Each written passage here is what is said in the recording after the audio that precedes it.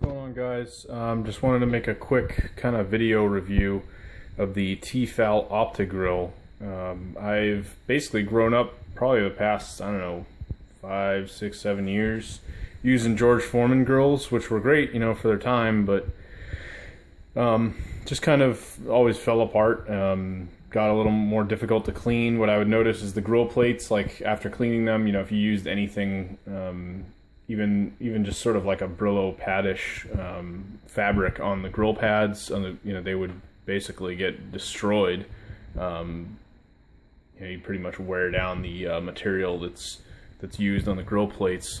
So I moved into this new house probably a year and a half ago, and obviously I grew up at my parents always having the Foreman grills. They were pretty cheap, like 40, 50 bucks.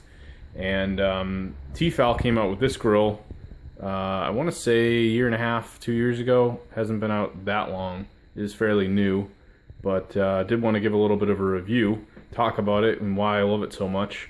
The biggest thing that always bugged me, don't mind this, but this is actually dirty. I'm about to clean it and cook some food.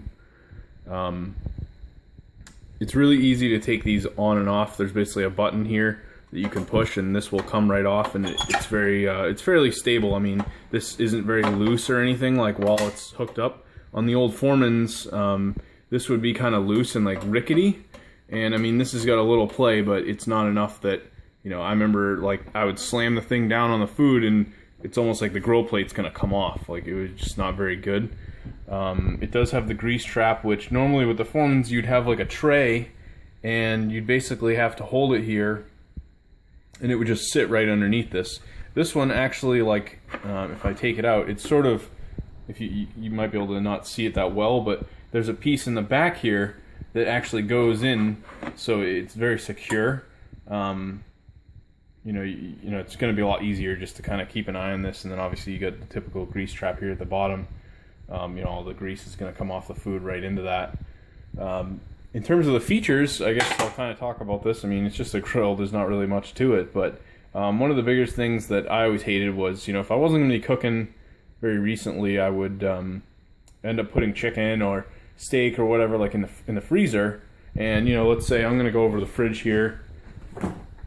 Let's see, what do we got? So if I get this chicken here, I mean, this is frozen. Like, I'm not going to be able to throw this on a Foreman and know how long to cook it. I'd have to thaw it out first, wait, half hour, whatever it's going to take to get it thawed, run it under water. It's going to take forever. I mean, opening this in itself is already a pain. That's already going to be a challenge. I might even have to thaw it as is. But the biggest thing, let me put that back, the biggest thing with this particular grill is that it's got this button here for frozen food. So when I turn it on, I'll do a quick demo. So if I wanted to turn it on, I'm basically going to be able to pick between what I want to do. So I've got, I could do burgers, chicken, this is like sandwiches, paninis, stuff like that. I think this might be for a hot dog. I never use it. And then steak and fish.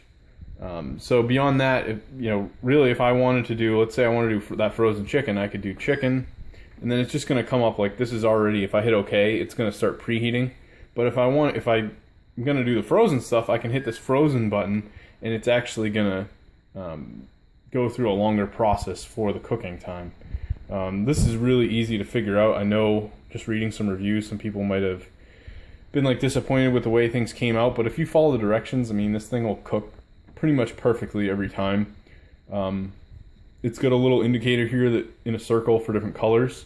So when it starts out, it's sort of this pinkish, like, preheating, and it probably takes, it's almost like an oven. It takes like 10-15 minutes to preheat. And I'm going to shut it off here. It takes like 10-15 minutes to preheat. Actually, I'll turn it back on and show you the color. So if I did want to do chicken, hit OK. See, it turns, and you probably can't see it because of the lighting, but it's really pink, kind of purplish right now, just like the color. So it'll actually preheat, and then once it gets to that point that it's ready to start cooking, it's actually going to